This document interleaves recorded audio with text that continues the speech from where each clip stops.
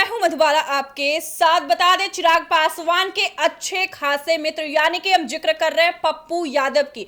पप्पू यादव को मारने की धमकी दी गई है। बड़ा खुलासा पप्पू यादव ने कर दिया है। वाकई कितनी बड़ी बात निकल करके सामने आ रही है, यानी कि चिराग पासवान पप्पू यादव का कितना साथ देते, कैसे बचाते पप्पू यादव को। पप्पू यादव ने गुहार लगाई है लोगों के सामने। आगे क्या कुछ मामले फैसले निकल करके सामने आ रहा है, आपको एक एक मुद्दे की जानकारी हम इस डिबेट में देने जा रहे हैं। हमारे साथ दो सहयोगी हैं, नंदन और विकास। तो चलिए इन दोनों से जानकारी लेते हैं पप्पू यादव को लेकर के। आखिर पप्पू यादव को मारने की धमकी किसने दी, क्यों दी, क्या वजह रही। विकास, पप्पू यादव को मारने की धमकी लगातार मिल रही है और पप्पू यादव अब खुलासे भी कर चुके हैं। वाकई क्या लगता है? देखिए, पप्पू यादव निर्दलीय सांसद हैं। कांग्रेस में दम भरते हैं कि कांग्रेस से हैं, कांग्रेस उन्हें मानती भी है कि हमसे है, लेकिन महागठबंधन नहीं मानती कि वो हमारे पार्टी में शामिल है।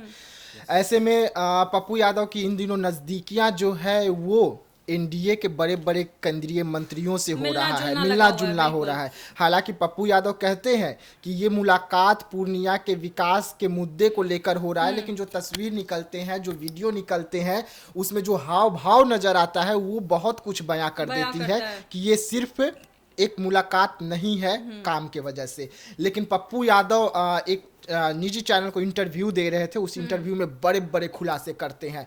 पप्पू यादव कह रहे हैं कि मुझे सांसद बनने के बाद जान से मारने की धमकी मिल रही है, मुझे मरवा दोगे क्या आप लोग? आखिरकार ये आप लोग है कौन?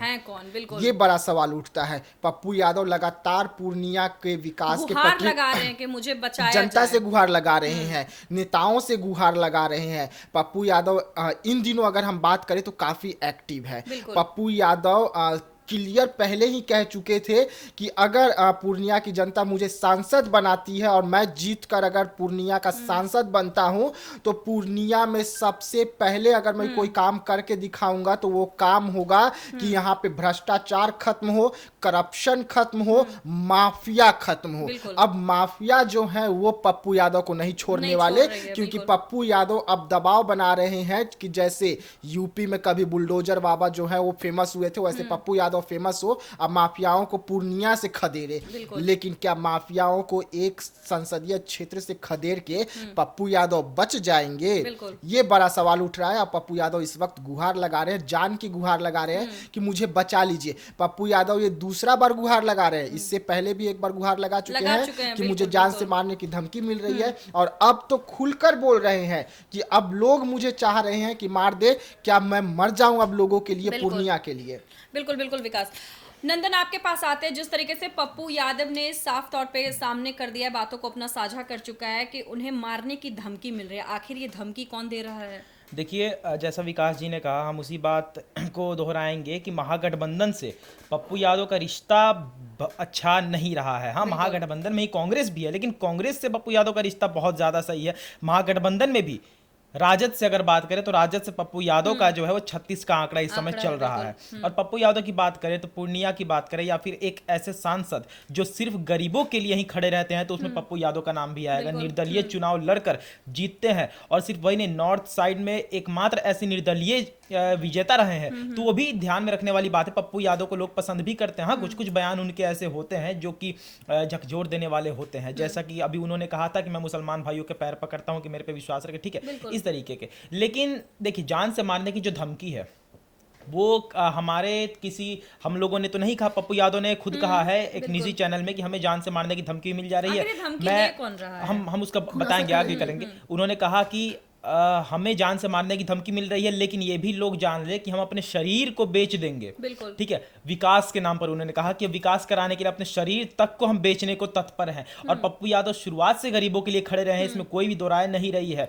और पप्पू यादव ने यहाँ पर जिक्र भी किया है, जिस तरीके से पुल ध्वस्त हो रहे हैं, उन्होंने कहा मैं पुल भी बनवाऊंगा, मैं रेलवे क्रॉसिंग भी जोड़ूंगा, मैं मतलब समझिए कि पप्पू यादव की विजन है उनके, ठीक है। जान से मारने की धमकी उन्हें मिल रही है तो नहीं है। शुरुआत से देखा गया है कि जिस भी नेता, जिस भी सांसद, जिस भी मंत्री को लोग पसंद करते हैं तो उन्हें धमकियां मिलती रहती है। तो पप्पू यादव ने यह भी कहा है कि कल को जाके लोग अगर मुझे मार भी देंगे तो मुझे उतना ज़्यादा फर्क नहीं पड़ेगा, नहीं क्योंकि पड़ेगा, हमने जितना है वो काम किया है और हम अभी भी काम कर आगे भी काम करेंगे। अगर एनडीए से रिश्ते की बात करें तो एनडीए की तरफ जो उनका रुझान इस समय बढ़ रहा है वो देखने वाली बात है कि एनडीए में अगर पप्पू यादव जाते हैं तो पप्पू यादव एक ऐसा नाम है जिसको एनडीए कभी भी चिराग के हाथ से अच्छे जाने खासे नहीं मित्र देगी। हैं। हाँ देखिए, पप्पू यादव को कभी भी एनडीए के पास अगर पप्पू यादव आते हैं कोई भरोसा लेकर, कोई आशा लेकर, तो एनडीए पप्पू यादव को खोने का कभी भी नुकसान नहीं झेलेगी, ना ही पप्पू यादव को अपने रास्ते से हटाने का काम करेगी, क्योंकि एनडीए को भी पता है कि पप्पू यादव कितने कारगर है उनके बिल्कुल, लिए, बिल्कुल। कि एक सिर्फ एक पप्पू यादव निर्दलीय सांसद हैं और वही एक सिर्फ निर्दलीय सांसद से आपको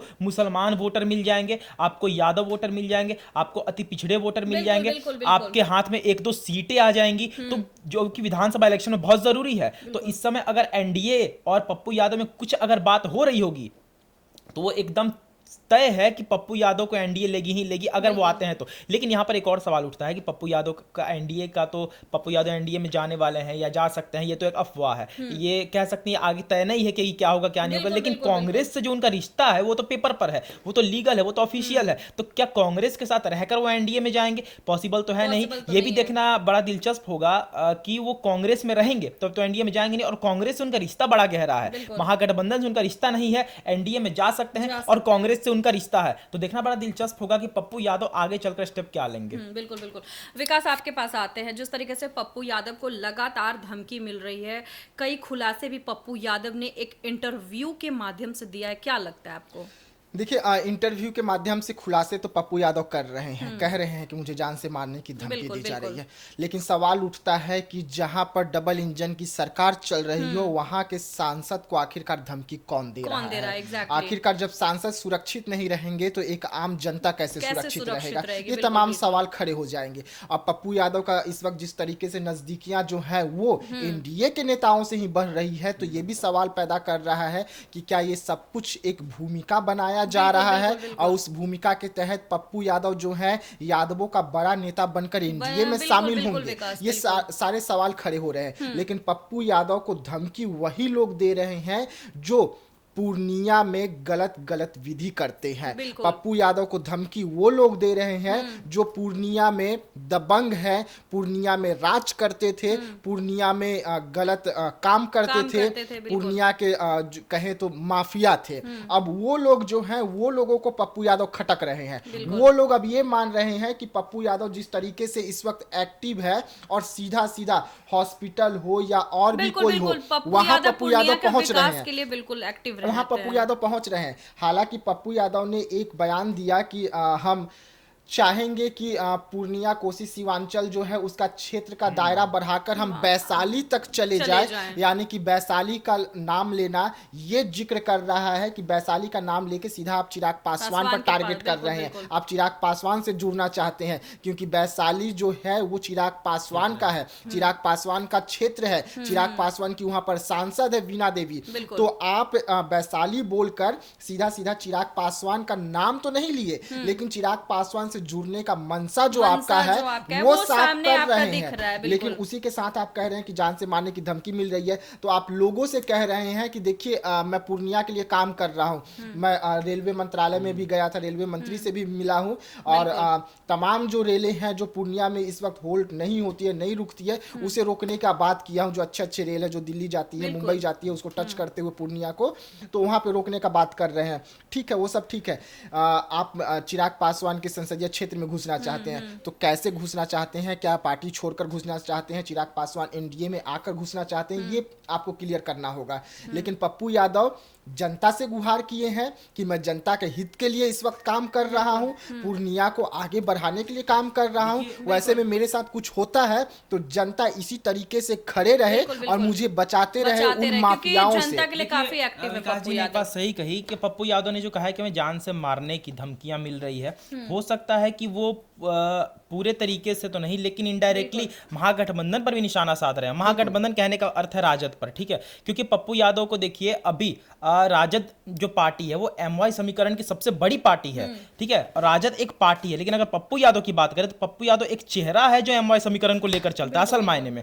तो एक चेहरा है पप्पू यादव, और राजद को पता है कि ये अकेला इंसान अगर हमें हरा सकता है, अगर एनडीए को हरा सकता है, तो ये इंसान का चेहरा कितना बड़ा है। हमारी भी गलती थी कि हमने इनको अपने अंदर नहीं लिया, और वही चीज था कि पप्पू यादव आज राजद से बहुत दूर हटे हैं। और पप्पू यादव की बात करें तो यादव और मुस्लिम के असल मायने में कोई नेता है जो यादव और मुस्लिम मानते हैं तो वो पप्पू यादव ही है। और यही बात रही होगी कि पप्पू यादव को अगर धमकी मिली होगी तो हो सकता है, कंफर्म नहीं, हो सकता है कि उन्हीं लोगों की तरफ से मिली होगी जिनके अंदर ये डर होगा कि हमारे यादव और मुसलमान वोटर पप्पू यादव के खेमे में चले जाएंगे, और पप्पू यादव की जो चिराग पासवान से नजदीकियां हैं वो नजदीकियां पप्पू यादव को एनडीए की तरफ ले जाएगी, और एनडीए की तरफ अगर पप्पू यादव जाते हैं तो हमारे यादव और मुसलमान वोटर पूरी तरह से वहां पर चले जाएंगे और हमारा मैक्सिमम वोट कट जाएगा, 1-2 सीटें हमारे हाथ से चली जाएगी। हो सकता है कि यही कारण होगा कि उन्हें धमकियां भी मिल रही होगी।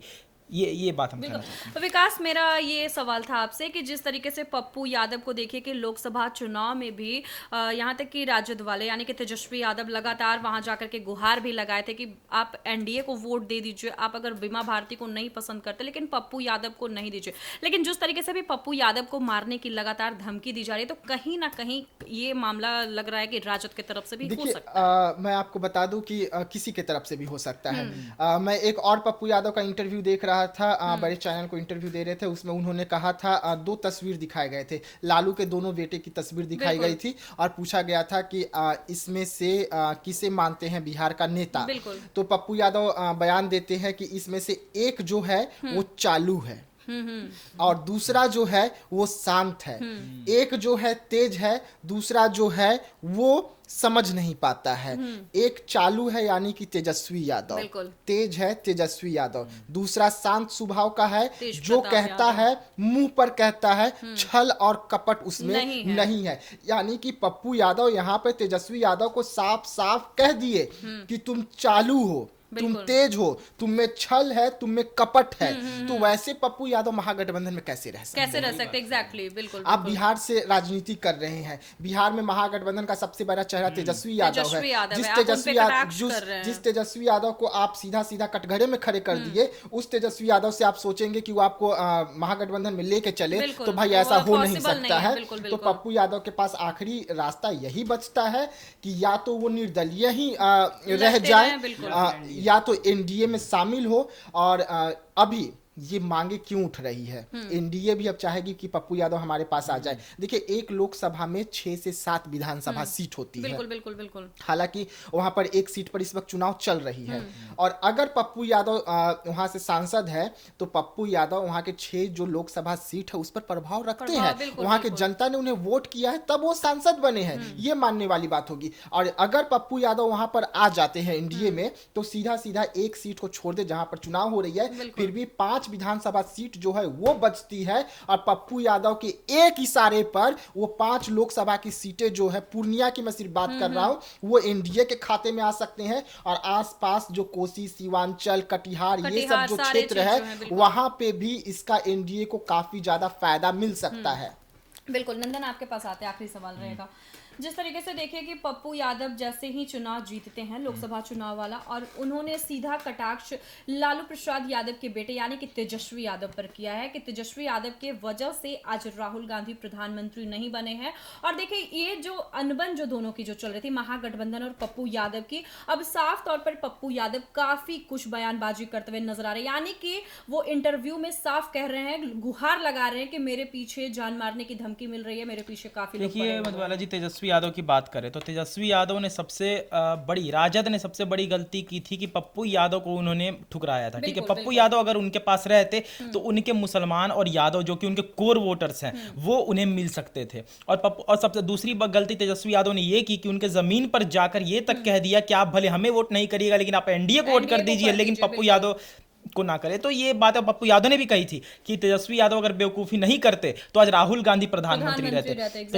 तेजस्वी यादव अगर सिर्फ एक पप्पू यादव को हराने का नहीं सोच रहे होते तो आज हो सकता है कि उनकी सरकार रहती। तो ये सारी बातें पप्पू यादव भूल नहीं सकते हैं। और जैसा विकास जी ने कहा कि पप्पू यादव के पास रास्ते नहीं है, अब उनके पास एक ही रास्ता है कि आप भले एनडीए में चले जाइए या फिर आप निर्दलीय लड़िए, क्योंकि आप अगर निर्दलीय लड़िएगा तो जहां से आप सांसद हैं तो आप वहीं के सांसद रहिए, वहीं के विकास का आप सपना देखिए, क्योंकि निर्दलीय कहीं 3-4 जगह से नहीं हो सकता है। और अगर आप एनडीए में जाते हैं तो आप एक केंद्र सरकार के हिस्सा हो जाएंगे और उससे आपको बहुत फायदा भी होगा, बहुत प्रॉफिट भी होगा। काफी मित्रता, हाँ, और चिराग पासवान के साथ मित्रता है, और चिराग पासवान के आगे की जो भविष्य है वो हर कोई जानता है कितना ब्राइट है, और इस वजह से आपको भी फायदा हो सकता है। तो पप्पू यादव को जो जान से मारने की धमकियां मिली थी वो अभी तक तो क्लियर है नहीं, हम भी क्लियर नहीं कर सकते, आगे वीडियोज में हम क्लियर करेंगे खबर आने पर। लेकिन अभी हम इतना बता सकते हैं कि जो पप्पू यादव को धमकियां मिली हैं वो इसी वजह से मिली है क्योंकि पप्पू यादव इस समय निर्दलीय के सबसे बड़े चेहरे हैं और लोग नहीं चाहते हैं कि पप्पू यादव वैसे ही बने रहें। हाँ।